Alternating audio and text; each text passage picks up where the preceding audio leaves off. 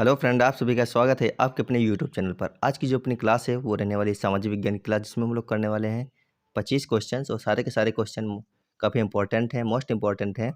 तो हम लोग करते हैं अपनी इस क्लास में फास्ट ट्रैक रिवीजन, यानी कि 10 से 15 मिनट में हम लोग अपने 25 से 23 क्वेश्चन कर लेते हैं। तो लगातार इस क्लास में आपको बने रहना है और अपने साथी मित्रों के पास में इस क्लास को सभी लोग शेयर कर दीजिए और एक बार इस क्वेश्चन का आंसर कर दीजिए। क्वेश्चन नंबर 1 का इसको पढ़िए और इसका आंसर करिए फटाफट। आपके पास में 10 सेकंड का समय रहने वाला है हर क्वेश्चन के बाद में।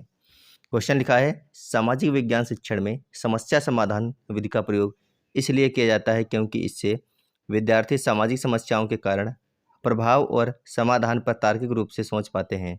इस विधि का मुख्य उद्देश्य क्या है? पहला ऑप्शन है तथ्यों को रटना, दूसरा ऑप्शन है पाठ्यक्रम जल्दी समाप्त करना, तीसरा ऑप्शन है आलोचनात्मक एवं तार्किक सोच का विकास, जबकि चौथा ऑप्शन है शिक्षक केंद्रित शिक्षण। उम्मीद है आप लोग आंसर कर चुके हैं। इसका सही आंसर हो जाएगा ऑप्शन नंबर सी। क्या हो जाएगा? आलोचनात्मक एवं तार्किक सोच का विकास। अगला क्वेश्चन है क्वेश्चन नंबर 2, इसको पढ़िए और इसका आंसर आप लोगों को देना है। क्वेश्चन लिखा, एनसीएफ 2005 के अनुसार सामाजिक विज्ञान का शिक्षण इस प्रकार होना चाहिए कि विद्यार्थी समाज और अपने दैनिक जीवन के बीच संबंध स्थापित कर सकें। यह किस प्रकार के शिक्षण को दर्शाता है? तो यहाँ पर पहला ऑप्शन है परीक्षा केंद्रित शिक्षण, जबकि दूसरा ऑप्शन है रटंत आधारित शिक्षण, जबकि तीसरा ऑप्शन है जीवन से जुड़े अनुभवों पर आधारित शिक्षण, जबकि चौथा ऑप्शन है केवल पाठ्य पुस्तक आधारित शिक्षण। तो केवल वाला तो आपको ऑप्शन देखने ही काट देना है। तो यहाँ पर आपका हो गया ऑप्शन नंबर बी, रटंत वाला काट दीजिए। उसके बाद में हो गया परीक्षा केंद्रित, इसको भी काट दीजिए। ऑप्शन नंबर सी बच गया, जीवन से जुड़े अनुभवों पर आधारित शिक्षण। अगला क्वेश्चन है क्वेश्चन नंबर 3, इसको पढ़िए और आंसर कर दीजिए एक बार। क्वेश्चन लिखा है, इतिहास शिक्षण में जब शिक्षक शिलालेख, सिक्के एवं अभिलेखों का प्रयोग करता है तो इससे विद्यार्थियों में कौन सा कौशल सर्वाधिक विकसित होता है? पहला ऑप्शन है लेखन कौशल, दूसरा ऑप्शन है स्मरण शक्ति, तीसरा ऑप्शन है प्रमाणों का विश्लेषण एवं व्याख्या, चौथा ऑप्शन है कालक्रम याद करने की क्षमता। फटाफट आंसर देते रहिए और क्लास को शेयर कर दीजिए अपने साथियों के पास में। जिनको भी इस बार सेकेंड पेपर के रूप में सामाजिक विज्ञान का पेपर देना है, उनके लिए काफ़ी इंपॉर्टेंट ये क्लास रहने वाली है। तो इसका जो सही आंसर हो जाएगा वो आपका हो जाएगा प्रमाणों का विश्लेषण एवं व्याख्या। तो इस क्वेश्चन का ऑप्शन नंबर सी यहाँ पर आपका सही हो जाएगा। अगला क्वेश्चन है क्वेश्चन नंबर 4। क्वेश्चन लिखा है, भूगोल पढ़ाते समय यदि शिक्षक पहले विद्यार्थियों के आसपास के पर्यावरण से शुरुआत करता है और फिर राष्ट्रीय व वैश्विक स्तर की जानकारी देता है तो यह किस शिक्षण सिद्धांत पर आधारित है? बहुत ही अच्छा और इम्पोर्टेंट क्वेश्चन है। इस प्रकार के क्वेश्चन आपके एग्जाम में डायरेक्ट आपको देखने को मिल सकते हैं।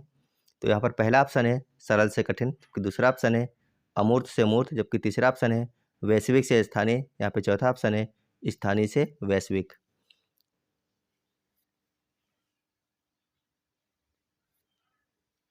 तो क्वेश्चन नंबर 4 के लिए ऑप्शन नंबर डी यहाँ पर आपका सही, स्थानीय से वैश्विक। वो पहले क्या करता है, बच्चों को उसके आसपास मौजूद चीज़ों के बारे में बताता है, उदाहरण के तौर पर। चलते हैं अपने अगले क्वेश्चन पर। क्वेश्चन है, नागरिक शास्त्र यानी कि सिविक्स शिक्षण का प्रमुख उद्देश्य निम्न में से कौन सा है? आपको बताना है इन 4 ऑप्शनों में से सिविक्स यानी कि नागरिक शास्त्र शिक्षण का प्रमुख उद्देश्य क्या है। पहला ऑप्शन है राजनीतिक तथ्यों को याद कराना, दूसरा ऑप्शन है संविधान के अनुच्छेद रटवाना, तीसरा ऑप्शन है जिम्मेदार एवं जागरूक नागरिक बनाना, चौथा ऑप्शन है केवल परीक्षा उत्तीर्ण कराना। तो इसका जो सही आंसर हो जाएगा आपका वो हो जाएगा जिम्मेदार एवं जागरूक नागरिक बनाना, यानी ऑप्शन नंबर सी सही हो जाएगा। अगला क्वेश्चन है, सामाजिक विज्ञान में प्रोजेक्ट विधि का प्रयोग करने से विद्यार्थियों में मुख्य रूप से कौन सा गुण विकसित होता है? तो फटाफट आंसर कर दीजिए। प्रोजेक्ट विधि की बात की जा रही है यहाँ पर। पहला ऑप्शन है निष्क्रियता, दूसरा ऑप्शन है सहयोग एवं सामूहिक कार्य, तीसरा ऑप्शन है शिक्षक पर निर्भरता, जबकि चौथा ऑप्शन है व्यक्तिगत प्रतिस्पर्धा। तो प्रोजेक्ट कार्य कराने से बच्चों में सहयोग एवं सामूहिक कार्य की क्षमता का विकास होता है। ऑप्शन नंबर बी यहाँ पर आपका सही हो जाएगा। अगला क्वेश्चन है, इतिहास की कक्षा में यदि शिक्षक यह प्रश्न पूछता है कि यदि आप उस समय होते तो क्या निर्णय लेते, तो यह किस प्रकार की सोच को बढ़ावा देता है? या आंतरिक स्मृति, कल्पनाशील एवं सहानुभूति पूर्ण सोच, रटंत अधिगम या फिर तथ्यात्मक ज्ञान। तो इसका जो सही आंसर हो जाएगा वो हो जाएगा ऑप्शन नंबर बी, कल्पनाशील एवं सहानुभूति पूर्ण सोच। यहाँ पर जितने भी लोगों ने ऑप्शन नंबर बी कर लिया उनका सबका बिल्कुल सही हो जाएगा। चलते हैं अगले क्वेश्चन पर। क्वेश्चन है सीटेट के अनुसार एक आदर्श एसएसटी शिक्षक की भूमिका क्या होनी चाहिए। कहने का मतलब है सीटेट के अनुसार सामाजिक विज्ञान शिक्षक की भूमिका क्या होनी चाहिए। केवल सूचना देने वाला हो, अनुशासन लागू करने वाला, मार्गदर्शक एवं सहायक, केवल परीक्षक। तो इसका सही आंसर हो जाएगा ऑप्शन नंबर सी, मार्गदर्शक एवं सहायक होना चाहिए। कैसा होना चाहिए? मार्गदर्शक होने के साथ साथ में सहायक भी होना चाहिए। क्वेश्चन नंबर 10 है यहाँ पर, सामाजिक विज्ञान में विविधता में एकता की अवधारणा को प्रभावी ढंग से समझाने के लिए कौन सा तरीका सबसे उपयुक्त है। परिभाषा याद कराना, केवल नोट्स लिखवाना, विभिन्न सामाजिक सांस्कृतिक उदाहरण प्रस्तुत करना, या फिर प्रश्न उत्तर रटवाना। तो इस क्वेश्चन का सही आंसर हो जाएगा ऑप्शन नंबर सी, कई सामाजिक सांस्कृतिक उदाहरण प्रस्तुत करना। अगला क्वेश्चन है क्वेश्चन नंबर 11। क्वेश्चन लिखा है सामाजिक विज्ञान में मूल्यांकन का उद्देश्य केवल विद्यार्थियों को अंक देना नहीं होता, बल्कि उनके सीखने की प्रक्रिया, समझ और प्रकृति का आकलन करना भी होता है। यह किस प्रकार के मूल्यांकन को दर्शाता है। तो पहला ऑप्शन है समापनात्मक मूल्यांकन, दूसरा ऑप्शन है निदानात्मक मूल्यांकन, तीसरा ऑप्शन है निर्मात्मक मूल्यांकन, चौथा ऑप्शन है मानकीकृत परीक्षण।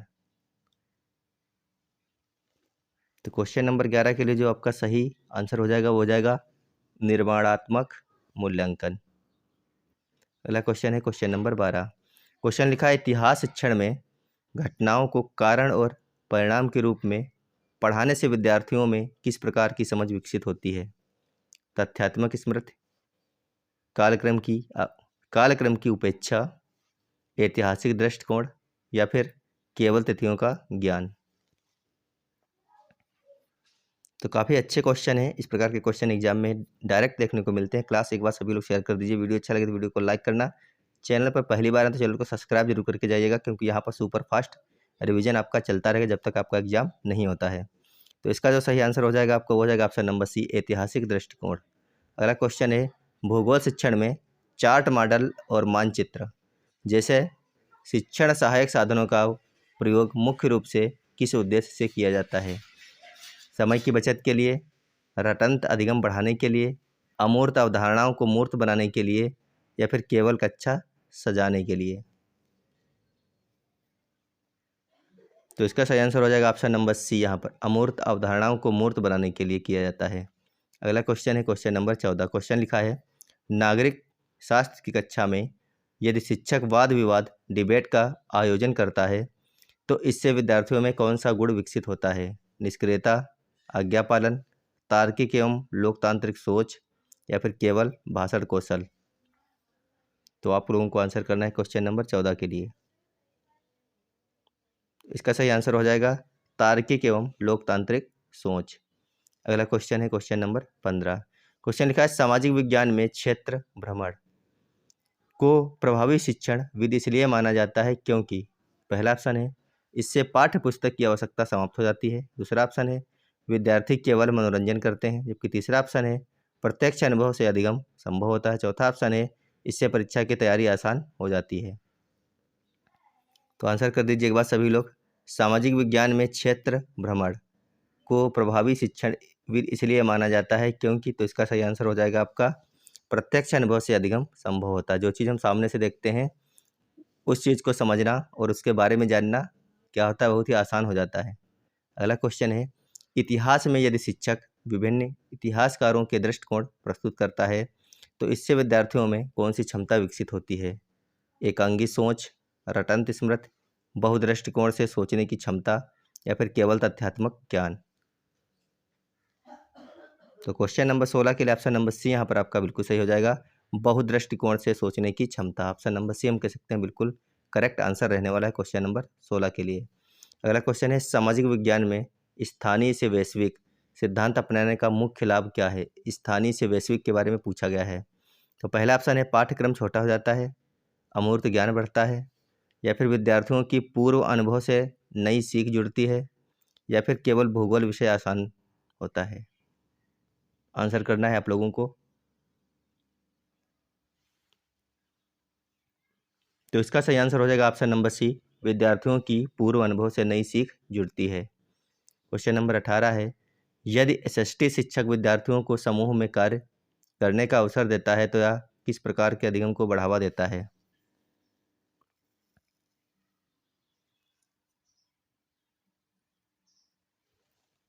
क्वेश्चन नंबर 18 का आंसर कर दीजिए एक बार। तो इसका जो सही आंसर हो जाएगा वो हो जाएगा सहयोगात्मक अधिगम। क्या होगा? सहयोगात्मक अधिगम। अगला क्वेश्चन है क्वेश्चन नंबर 19। सामाजिक विज्ञान में समसामयिक घटनाओं यानी कि करंट अफेयर्स को शामिल करने का मुख्य उद्देश्य क्या है? पाठ्यपुस्तक से हटाना, केवल चर्चा करना, विषय को जीवन से जोड़ना, समय की बर्बादी करना। तो सामाजिक विज्ञान में करंट अफेयर्स को शामिल करने का जो मुख्य उद्देश्य है वो है विषय को जीवन से जोड़ना। अगला क्वेश्चन है आपका क्वेश्चन नंबर 20। इतिहास शिक्षण में समय रेखा यानी कि टाइमलाइन का प्रयोग मुख्य रूप से किस लिए किया जाता है? लेखन अभ्यास के लिए, घटनाओं का कालक्रम समझाने के लिए, चित्रकला के लिए या फिर परीक्षा में अंक बढ़ाने के लिए?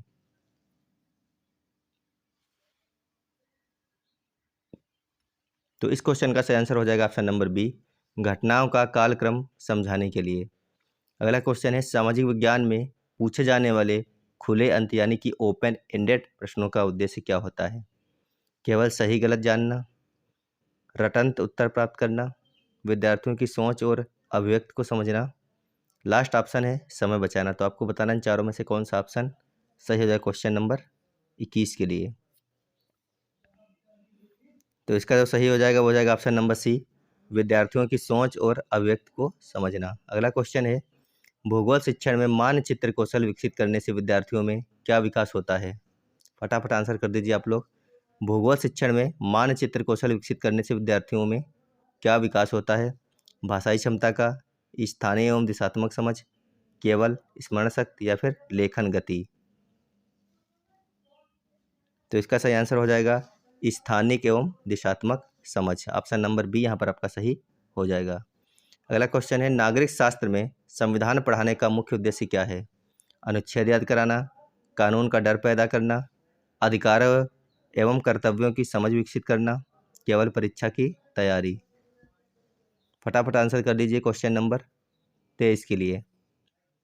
तो इसका जो है सही आंसर हो जाएगा ऑप्शन नंबर सी, अधिकारों एवं कर्तव्यों की समझ विकसित करने के लिए। चलते हैं अपने अगले क्वेश्चन पर। क्वेश्चन है, सामाजिक विज्ञान में बहुविषयक दृष्टिकोण का अर्थ है?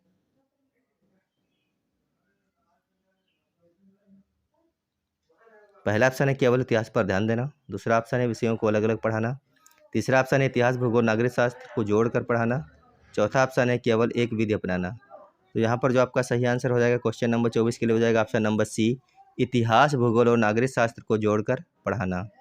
अगला क्वेश्चन है, यदि शिक्षक विद्यार्थियों को सामाजिक समस्याओं पर परियोजना कार्य देता है तो यह किस उद्देश्य को पूरा करता है? पहला ऑप्शन है समय की बर्बादी, केवल लेखन अभ्यास, सक्रिय एवं अनुभवात्मक अधिगम या फिर रटंत ज्ञान? तो यदि शिक्षक विद्यार्थियों को सामाजिक समस्याओं पर परियोजना कार्य देता है तो वह किस उद्देश्य की पूर्ति कर रहा है? सक्रिय एवं अनुभवात्मक अधिगम की। तो आप लोग बताइए 25 में से आपके कितने क्वेश्चन आज जो है बिल्कुल सही हुए, और आपको क्लास कैसी लगी? क्लास अच्छी लगी तो वीडियो को लाइक करना और अपने साथ जितने भी साथी मित्र हैं सभी के पास में ज़रूर इसको शेयर कीजिएगा। मिलेंगे आपको एक और फास्ट रिवीजन की क्लास में। जब तक आप लोग स्वस्थ रहेगा, मस्त रहेगा। धन्यवाद, बाय बाय।